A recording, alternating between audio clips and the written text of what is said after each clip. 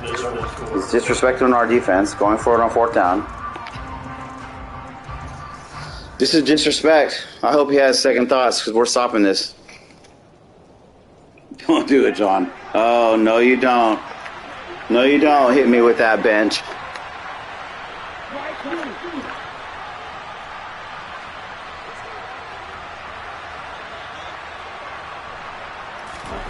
On fourth down, Barnes. He's going to let this. Oh, my God, John, no. He's got it. Touchdown. Damn you, John. Damn everybody in my house, too, while we're at it. Touchdown. Okay, hey guys, welcome back. How about those Dolphins? And we're here on show number 2 of season 20 in GOI. Today we have our first guest with us, Bailey, from the GM of the New England Patriots is here with us. And we're also going to talk about contenders, pretenders of the undefeated teams left in the league. As a recap, that would be Houston, Green Bay, the Saints, and the Houston. Bucs. Yeah. Did you get Houston? So anyhow, we'll get to that at the end of the show. But we have Bailey with us today. And Bailey, the first thing, give us an update on how things are going in New England. Yeah, thanks, Phil. Thanks for having me again, man. I've been wanting to get on here for a while, do something like this. But yeah, really the first thing was just overhauling the roster. You know, it's not a great roster to start with, and especially offensively. So it's a lot of big focus in the draft and in the off season to kind of overhaul it a little bit and kind of play with some different schemes and playbooks and see what sticks. And I'm starting to figure some things out. So starting to have a little bit more success. Nice. Yeah, for sure. You've given me a run for my money in the 2 games that we played. So I think we split. So that's probably is the division a little different than what you expected? You know what I mean? Yeah, definitely. You know, me and you are starting to have some pretty good battles now, and it's fun. Those are fun battles. So I think that can really be a deep division. Like I kind of mentioned before the show, you know, Tom and the Bills, they're not going to go anywhere. They got a really good roster, and he's a really good user, and they can put up a lot of points real fast. Absolutely. So Bailey, you're 3-1 now. You know, obviously last season was kind of rough for you. Madden 23 hasn't been too kind, but it seems you've kind of turned the ship around, which is bad for my Ravens here a little bit. Do you more attribute it to scheme, something you're running, or do you feel it's more your roster?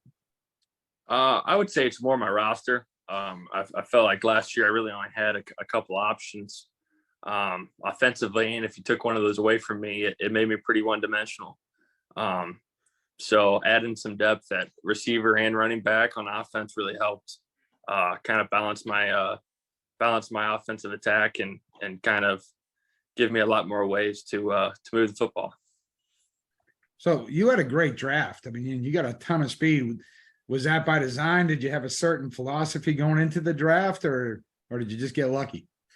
Yeah, the philosophy was really just to draft a lot of talent.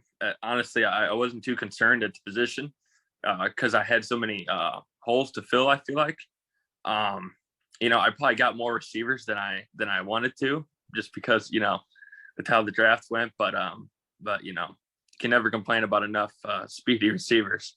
Right. So I was lucky enough to get a lot of the guys that were pretty high up on my board, which was huge. So now that influx of young talent's been pretty helpful, and it's pretty exciting. Nice. So kind of looking at your stats here, you're number 1 in most yards passing in the league. I'm sorry, number 1 in the most yards combined. You're number 2 in passing yards, number 2 in rushing yards. Flipping over to the defensive side of the ball, you're 30th in total yards, 29th in passing yards, 25th in rushing yards given up. I like to give away some tips on the show and for people that are watching. Do you feel, are you more of like a practice, grind it out, lab it type of guy? Or are you like, hey, I just want to keep playing more games and get the feel of the game that way? Yeah, I've actually been in practice quite a bit. Been in that quite a bit, especially, you know, on the offensive side, trying different playbook stuff like that. You pointed out the defense. I probably need to spend some more time on the defense on the practice side of things. I'm still having problems with that. That was kind of the big problem last season. Having some trouble stopping the run, which kind of opens up everything, obviously. So that that's made it tough. But luckily this year we've been able to force a lot of turnovers. I think I'm higher up there on the interceptions and the fumbles. So those have been big plays to make up for the amount of yards we're giving up, because that's obviously too high at the moment. Yeah, I had to throw that little jab in there. Sorry about that. Hey, no complaints from Miami. We were just fine with the run defense in particular, and I think you're the last person I got to waddle. So I didn't get to waddle Tommy. Yeah, it's been tough on that side, but I'm sure it's good for John over there playing twice in the first 3 weeks. So it's a weird schedule this year because I play Tom. He's like 2 out of my last 3 games. So I'm going to do the same thing with him, which is kind of weird. And I'm going to guess you're probably going to get the Jets like that or something, I would think. Yeah, well, I play Tom this week and I play him 2 weeks from now. Same way with actually. So it is weird that way, but it's also you guys are tough, so it's nice to get those out of the way early. Well, a little surprising out of Miami this year, but I'll take it. Man, you guys are looking scary. I know our week 3 game, I got to a little bit of a lead, and then you came storming back, and I was probably lucky to get out of that one. That was one of those games where I think our press release would have been we just ran out of time. So that was one of those games that whoever had the ball last was probably and that's what happened. Is I scored, you scored. It was a fun. I love matches like that. Those are there's nothing worse than being at the wrong end of a 38-3 game and watching Phil punt on first down because he feels bad for me. Like that makes you want to throw the control out the window. So I don't even care if I lose those games, the games where we had, and that's where, I hope some of the guys watching this, they you didn't come in and start winning immediately, and Lord knows it's taken me 19 and a half seasons to figure out how to score in the red zone. Right. I mean, I could march up and down the field, but I could never score. And, so for a lot of the folks, especially the guys that are coming back like you did, you left after playing 2, 3, however many seasons it was, you won a Super Bowl, you were good, but then you take a break for a year and you come back. It's a different game, different players, and what worked 2 years ago or 2 seasons ago doesn't work anymore. And you can't get frustrated and quit, because if you're only here to win, I mean, heck, we got 32 great GMs. So 31 of us are going to go home with nothing. So. Yeah, there's a lot of competition, man. There's not really an easy week anywhere. The league's gotten so competitive, which is so awesome. And for me, digging into building your roster, I find a lot of joy in that. I think that's kind of one of the best parts. So kind of dove into that, and like I said, it's tough when coming back after a while. You'll get humbled real often. What was the hardest part for you coming back? Like, what was the biggest change you felt? Honestly, with the new game, it was the defense. I felt like it was tough. It was real tough in that part. And, a lot of these people I'm playing have been playing pretty consistently to where, they're in a groove. So, it definitely took some time.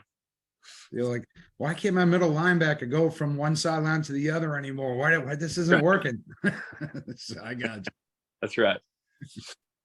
Yeah, I agree. I think in the game that you as the more you start playing and get into practice mode or lab stuff, however you do it, you start to see certain tendencies. And I definitely know Madden 23, the tendencies are definitely different from Maddens in the past. And it's going to take time to develop, and you have to work on it, and you have to not get frustrated by it. You just got to keep getting in there and doing your best. And eventually you start seeing or picking up some of the things others are doing, or you see it in the lab and you start to replicate that.